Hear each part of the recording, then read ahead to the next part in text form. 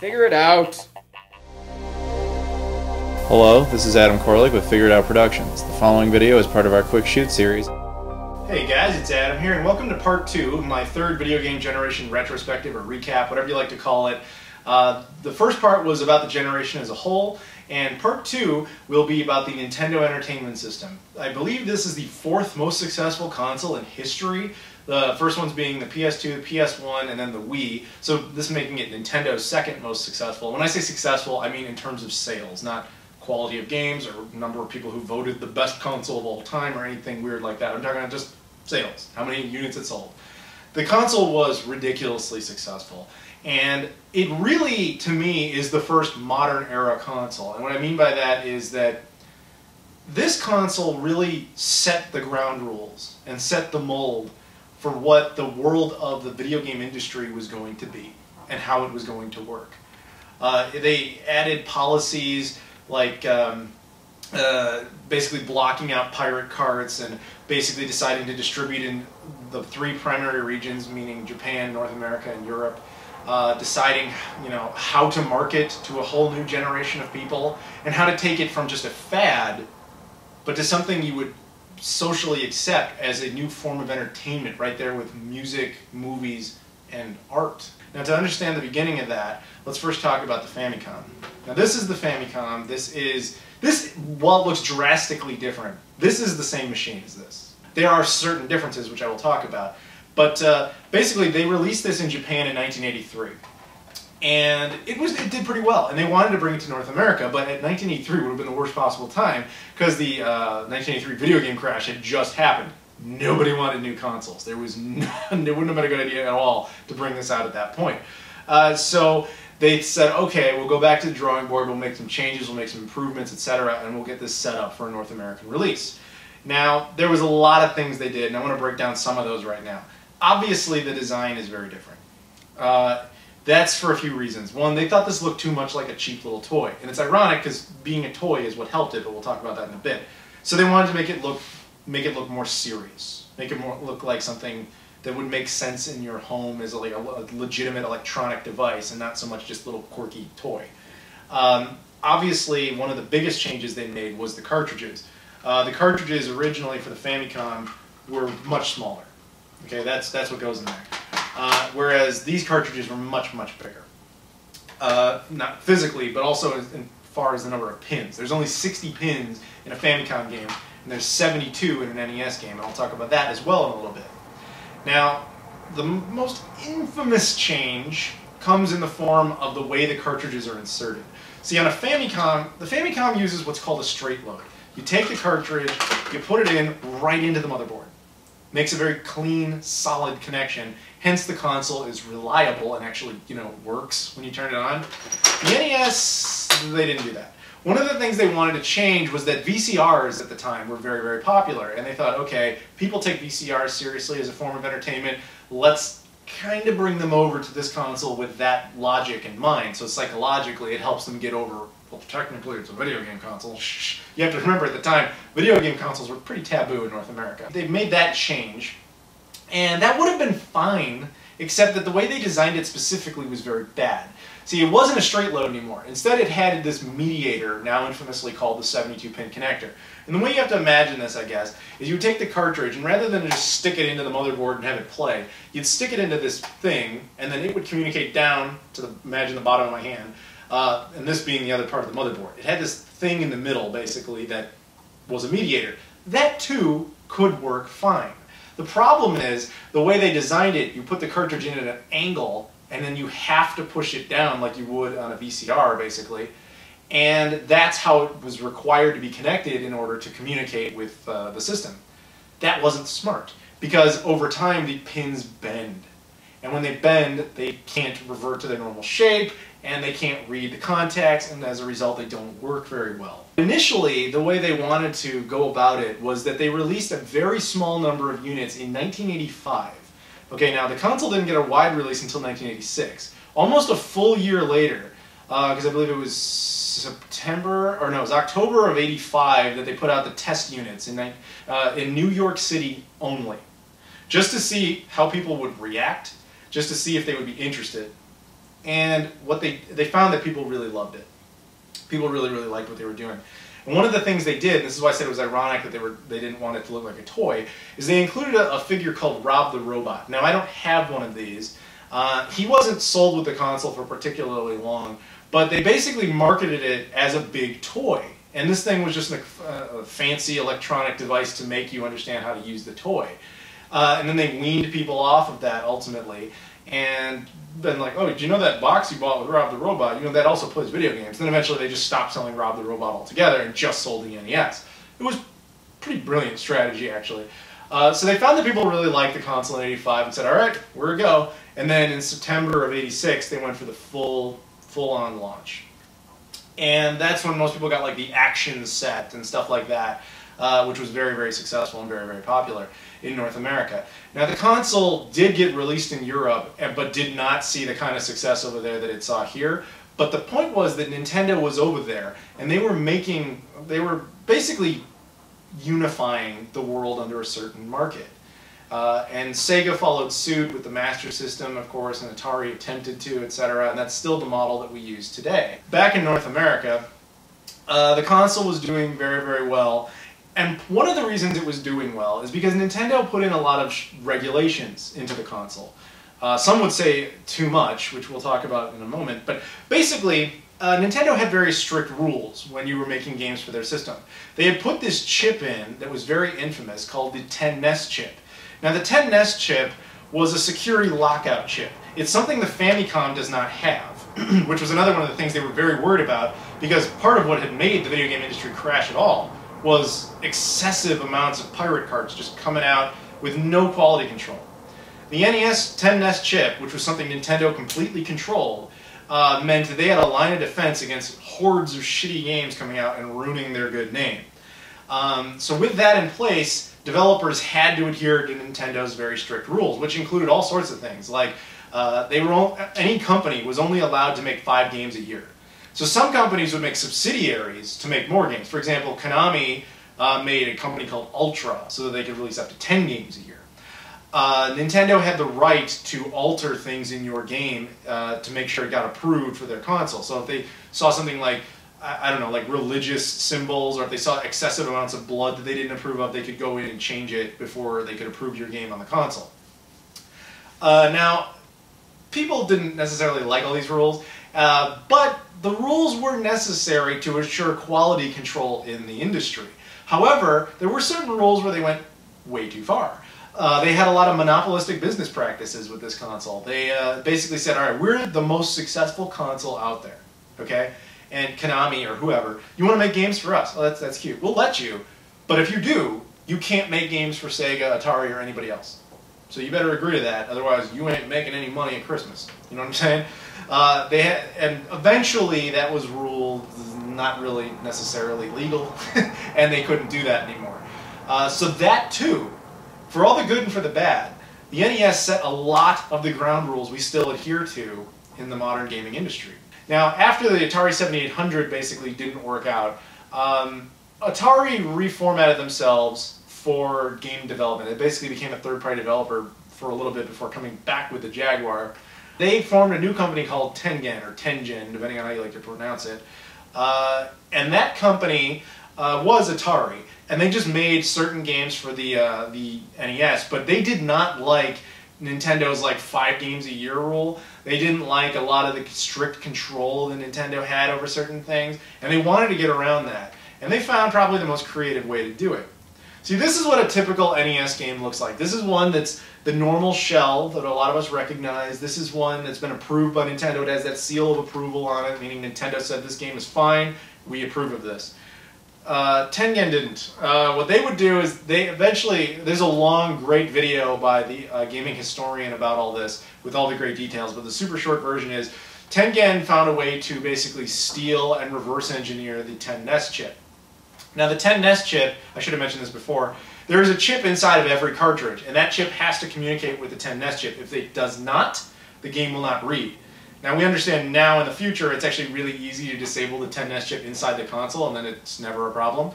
It also makes the console more reliable, incidentally.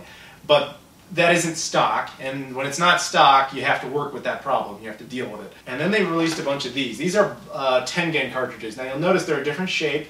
They basically have a stolen, pirated version of the 10 NES chip inside of them. Now in a lot of cases, a 10-gen cartridge would look the same on a gray card and on a black card. They'd actually be the same game. In this case, they're two totally different games. This version is rather rare. It was recalled and not allowed to be sold again, so it's very neat to actually have this. But the point is that there were a lot of these black pirate cards out there. They weren't really pirate cards. They were more or less 10-gen rebelling against the system. And part of doing so is what set basically a new standard in the industry, saying you can't have monopolistic business practices. If we still had that policy, Sony would have to put into place a position that says you can't make games for the Xbox ever. You can't make games for Wii U. Or whoever's winning in any given generation could establish, hey, if you want to make games for the most popular console, you can't do it for any of the others. And that's kind of unethical. So it's good that that ultimately came of it. But like I said, it all established a lot of ground rules. Now, let's talk about some of these hardware revisions here, shall we? This is the NES Top Loader, as it's now infamously called. People like this version a lot because it's very reliable. And the reason it's reliable is two reasons. Ironically, they took the 10 NES chip out of this completely. It's as if you cut it on here, they work the same way. So this will play your imports, it'll play your pirate cards, etc. It's also a straight load, so it reads very nicely. What's the flaw with it? It only has RF out, meaning it's in the modern world it's pretty much useless. The video quality off of it is extraordinarily bad.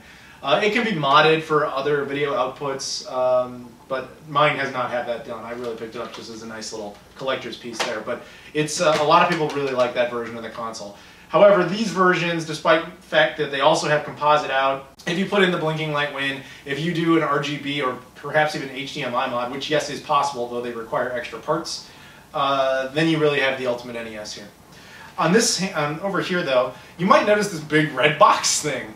This is what's called the Famicom disk system. It was an add-on only released in Japan for the Famicom, and it had this little device you plug into their cartridge and you communicate by plugging this port in the back here. And there were games released for this. They basically like little floppy disks like this. And that was actually rather popular.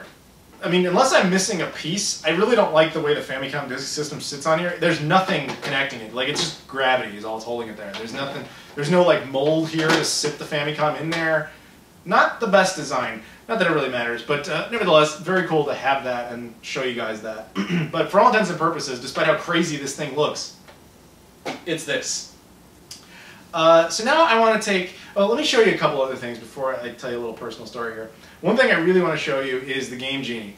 This is the first generation that introduced us to the Game Genie. This is the first console to ever have the Game Genie. And of course, in true Nintendo fashion, they wanted to control too much for their own good. They were really opposed to this. Now, if you're not familiar with what Game Genie is, it's a cheat device. You basically put a cartridge into this cartridge like this, and then you just insert it into the console. And when you do that, the Game Genie will boot up first, and you'll have an option to put in some codes. When you put in those codes, you can get things like infinite health or infinite ammo or whatever. You can also put in game codes that'll like break the game if that's what you want. You know, I don't mean permanently. I mean like the character will be floating in the clouds for no reason. You know, random stuff like that. Nintendo did not approve of this. They sued Galoo and lost, which was good because it set another precedent that you can't do that. You can't just sue people left and right for that type of frivolous lawsuit in gaming. Now, most companies, even to this day, still oppose cheat code devices. However, the only one that ever actually was okay with it was Sega. They were the only ones who ever not only were okay with it, but they actually endorsed and licensed it. But which is, you know, kudos to them. But Nintendo to this day still doesn't like them. But no longer can they actively go out of their way to prevent them from being released. Although they did do something kind of special. The Game Genie does not fit in the top loader. They actually, supposedly they designed the top loader specifically that way. The point is, Game Genie came out and this was the first console to ever have it.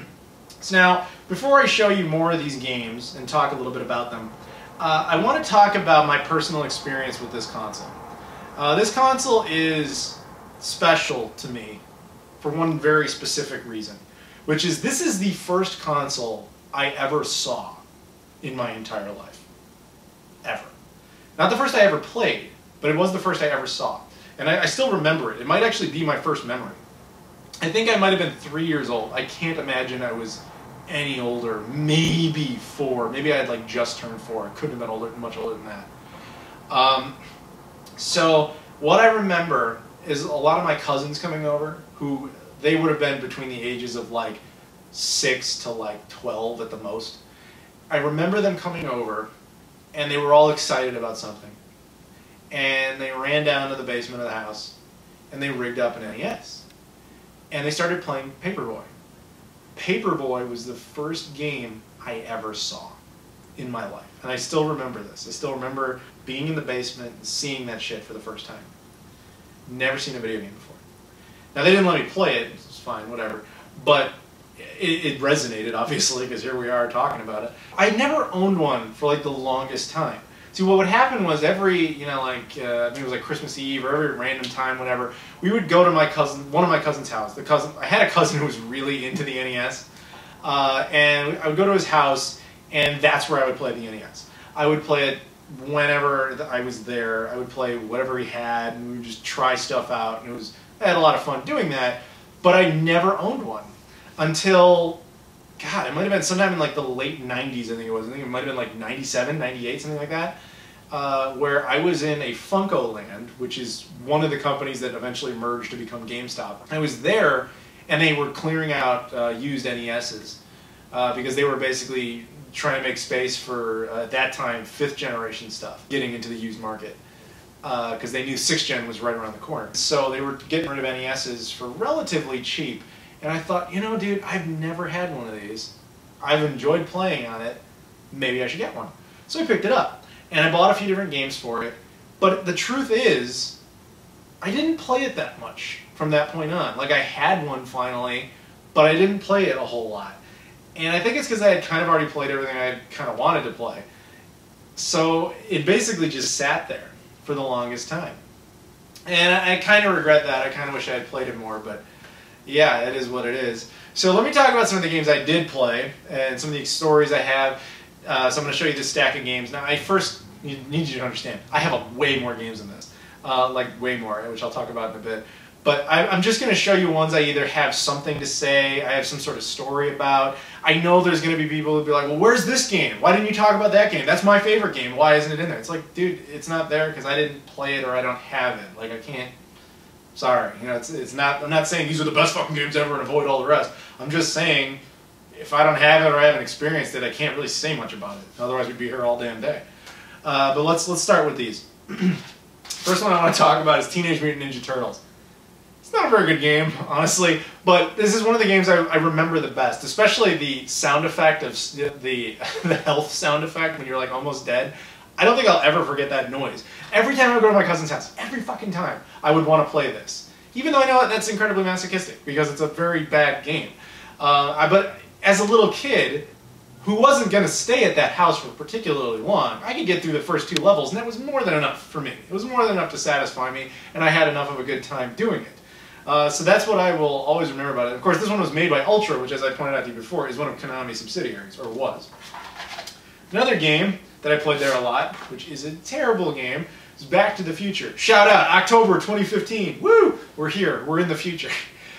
Played this a lot. This game sucks. This is a bad fucking game. Holy shit. You know, LJN is just... It is what it is. Like, everything they made, just about everything they ever made was fucking terrible. But, man, what disappointment. Again, I played it for a bit. Like, I would play that. I remember the first time I played that, I was like, oh, that was weak. And I remember every time I would go back, if I was looking through his games and I wanted to try one, I would put this same game in. Because every time, I don't know if this has ever happened to you, if you, like, watch a movie or you play a game or something, there's always some movie or game that will trick me into making me think, no. Last time I played it, that couldn't have been what it really was. Last time I watched it, it couldn't have been that bad, etc. This time, it's got to be better. It's just got to be. It can't be as bad as I'm actually remembering it being. This game to a T. This game is a piece of shit. But even looking at it now, I'm like, oh, Marty McFly, let's play it. Like, I bet it's pretty good. No, it's fucking shit. You have to remember that it's fucking shit.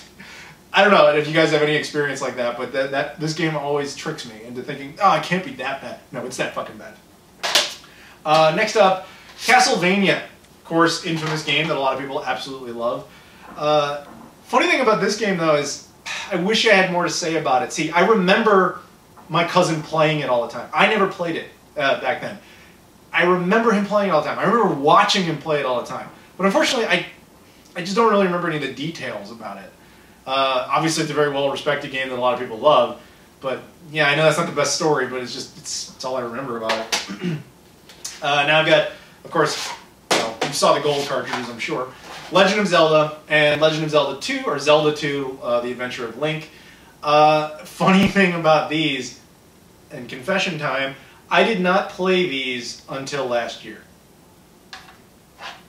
Sorry, I hadn't. Until late 2014. But I beat both of them, which I'm glad to have finally caught up on that. But yeah, no, they're obviously really good games. Obviously the first one's a better game. I give credit to Zelda 2, though. I mean, like, they were trying to do something different. There was no pattern established yet for what Zelda games were supposed to be. Was it the best game? No, but it was fun. But I obviously liked Legend of Zelda way better. Now, this game. This game that I'm about to show you might be the reason I kind of stopped caring about the NES shortly after I got it, which was Metal Gear. Now, you have to remember when I bought an NES, it would have been like 98. So I had played Metal Gear Solid, and I loved Metal Gear Solid. Loved it. So I was like, when I bought an NES, I was like, Metal Gear? There's a Metal Gear game on the NES? I've never heard of it? Holy shit, get me home, I need to play this. No. No. Not a good game. Very much condemned by Hideo Kojima. It's not a good game. And it makes me sad. And I think after playing this for a while, I was like, oh, okay. And that's kind of, I think that's a large part of the reason I kind of stopped playing the NES a lot. Because at that point, I would have had a PS1. I would have had an N64. I think I just focused on that. I also had my Genesis, my SNES. Even had an Atari 2600. And I think that's part of the reason I didn't play the NES as much anymore. It was also, of course, that it's not a very reliable console, so getting it to work was always a pain in the ass. But I think if one game did that to me in particular, it was this game. And now I'm going to say some positive things about the games, though, of course. One of the games that I sunk the most hours into, as I'm sure a lot of you did who played the NES, Mario and Duck Hunt. I think, come on. Mario Brothers, of course, is a classic game that everyone knows. Like, everyone knows. Even people who have nothing to do with video games at least know Mario, you know? And it always stems from that particular game. I played that a lot. I was never very good at it. I got better at it as an adult, of course. But as a kid, I wasn't that great at it. But actually, the game I played more of was Duck Hunt, which unfortunately, unless you have a CRT sitting around, you can't really play Duck Hunt anymore. Of course, the NES came with this cartridge, a lot of versions of it, and it came with a light gun, you know, and then the character appears on the duck appears on the screen, you shoot it with the gun. It was pretty fun. But without a CRT, you can't really do that anymore. But I spent a lot of time playing those two games, especially Duck Hunt. I remember that. I remember playing that quite a bit. I also got Super Mario Bros. 2. This one, of course, is infamously Tokidoki Idle Panic, which was a Japanese Famicom game released for some sort of, I don't know if it was a convention or some sort of festival or something, made by Nintendo. They basically, you know, reskinned it and called it Super Mario Bros. 2 because the original Super Mario Bros. 2, which was never released in North America, at least for the NES, was considered vastly too difficult for what they thought American audiences would enjoy. They thought they'd just burn the franchise if they released that. So they reskinned this and made it a whole new game. It's very different from the other games. You might argue that that's good, you might argue that that's bad. I respect it for taking that risk, but at the same time, I never really enjoyed this one. And that's even without ever knowing that story. I just always thought this one felt really out of place, and I didn't really like the gameplay that much. And unfortunately, that kind of still stands. And then I'm going to make what I think will probably be the most controversial statement here. I think the best game of the entire 8-bit generation is Super Mario Bros. 3. And I know that's a tall claim, because that includes the entire generation. And I know people will bring up things like, what about Metroid? What about all the Final Fantasy stuff? You know, what about all the Mega Man games? Fuck you, those are my favorites. Like, I'm not saying that you're wrong. I'm simply stating what my opinion is. My preference is that I honestly think Super Mario Bros. 3 was just the best game of that entire generation. Now, have I played every game? Of course not. But from the ones I've played, this is where I'm betting on. This is what I'm saying. This is my favorite one of all of them. But the irony, of course, is I actually prefer the 16-bit remake for the Super Nintendo. The Super Mario All-Stars version, I think, is a much better version. But that doesn't detract from the fact that I think this game is actually very, very good. And this game alone, as far as I'm concerned, would be enough reason to own an NES, in addition to all the other reasons that already exist. So that's kind of a look there at the NES.